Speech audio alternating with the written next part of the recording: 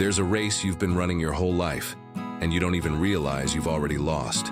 Not because you were too slow, but because you were chasing the wrong finish line. If you've ever felt empty after an achievement, if you've ever won and still felt broken, this message is for you.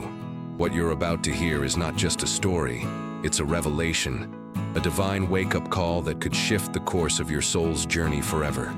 The truth hidden in this parable will break the silence inside you and bring light to what has felt like shadow for far too long. Don't scroll. Don't click away. What you hear today might be the miracle your spirit has been crying out for in the quiet.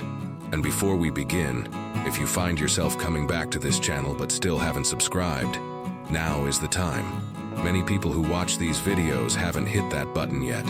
Subscribe right now and activate the bell so you won't miss the blessings, the clarity, and the spiritual guidance waiting for you in every new video. This isn't just another story, it's a sacred invitation. Stay until the end and let your soul remember what truly matters.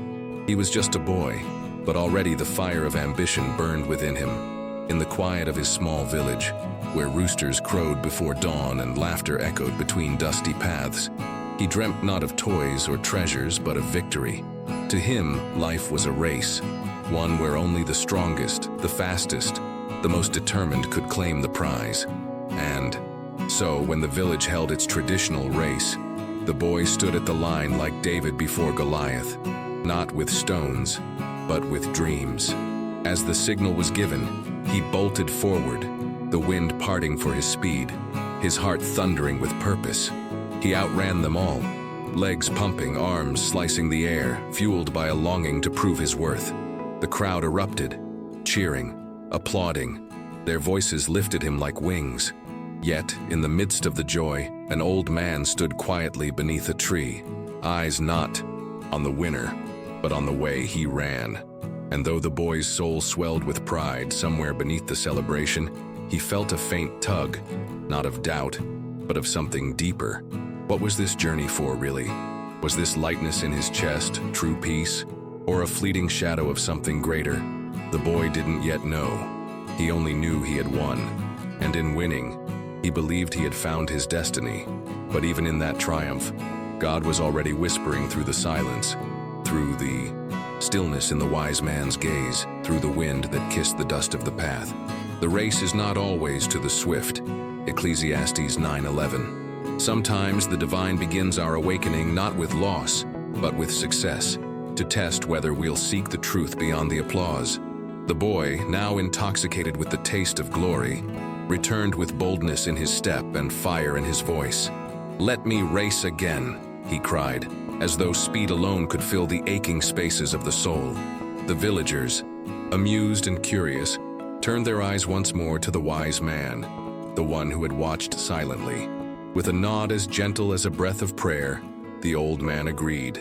But this time, he chose the runners, a blind man whose eyes saw only darkness, but whose spirit shimmered with hope, and a frail woman whose back bent with age, but whose heart still carried songs of peace and light. The boy frowned, confused. "How can this be a race?" he asked.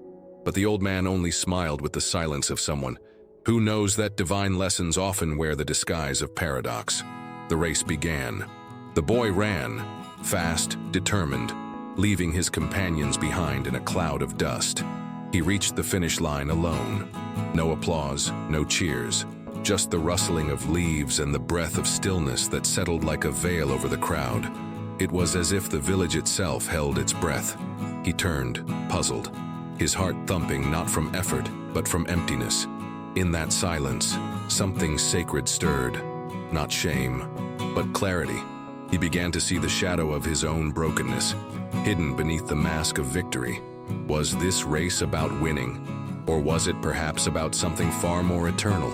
Something about grace, humility, and the miracle of seeing through another's pain?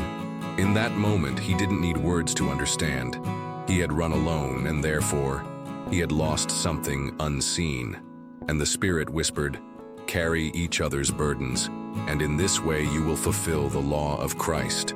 Galatians 6:2. Humbled and quiet, the boy stood at the starting line once more. But this time, something within him had shifted. There was no boast, no hunger for the spotlight, only stillness, as if the silence itself had become his teacher. When the wise man signaled again, the boy did not run. Instead, he turned to the blind man and gently took his hand. To the frail woman, he offered his arm, steady and strong. Together they walked, slowly, awkwardly, but each step was infused with grace. The boys' youthful strength matched with their sacred weakness created a rhythm of healing, like a prayer in motion. The crowd watched in reverent awe, as if witnessing a miracle not of speed, but of spirit. Children fell silent, elders wept, and as the three crossed the finish line together, the village erupted, not with the wild frenzy of before, but with something deeper. Applause rang out like a sacred hymn echoing through eternity. The wise man smiled, not because the boy had changed, but because the boy had remembered that the soul is not measured by the trophies it holds, but by the hands it lifts. That light is not found in being ahead, but in slowing down to walk with those in the shadows. The boy felt a kind of peace he had never known, like stepping into destiny, like breathing in wisdom, like catching a glimpse of eternity through the eyes of compassion. And the words of Jesus echoed in his heart. Truly, I tell you, whatever you did for one of the least of these brothers and sisters of mine, you did for me. Matthew 25:40. For in that shared finish, he had not just helped others complete their race, he had finally begun his own. Later, under the same tree where the journey had first begun, the old man sat beside the boy, now quiet and thoughtful, his eyes no longer searching for glory but for truth. Tell me, the boy asked, voice soft like a prayer, why did no one cheer when I ran alone? The old man looked at him with kindness, eyes filled with decades of longing, courage, and revelation. Because that was not the real race, he said. Life is not about reaching the end the fastest. It is about what your soul becomes on the way, about how much of God's love you carry in your steps, how many hearts you lift when they've fallen, how many burdens you help bear in silence. The boy's gaze dropped, but the old man lifted his chin gently. The race of life, he continued, is not won by strength, but by surrender, not by pushing others aside, but by pulling them into your light.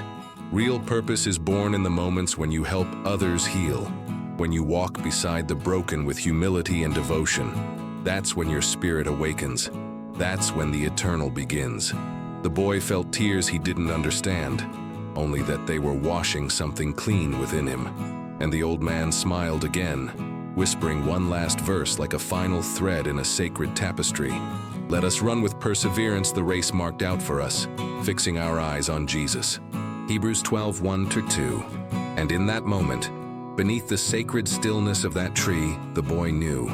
Life was no longer a race to win, but a journey to walk, in faith, in trust, in grace, with others by his side, until the light of eternity called him home. Now tell me, in the race of your life, have you been running alone? Or have you been walking with those God placed on your path? I want to hear from you. Share your thoughts in the comments. What part of this story spoke directly to your soul? And if this message stirred something in your heart, don't forget to subscribe and turn on the notifications. That's how you stay connected to the guidance, the wisdom, and the presence that these videos bring into your journey of faith. Before you go, don't miss the next video that's showing up right here on the screen. It's a powerful continuation of today's message, and I believe it will bless you even more. Stay in the light, stay in the faith, and as always, see you in the next one.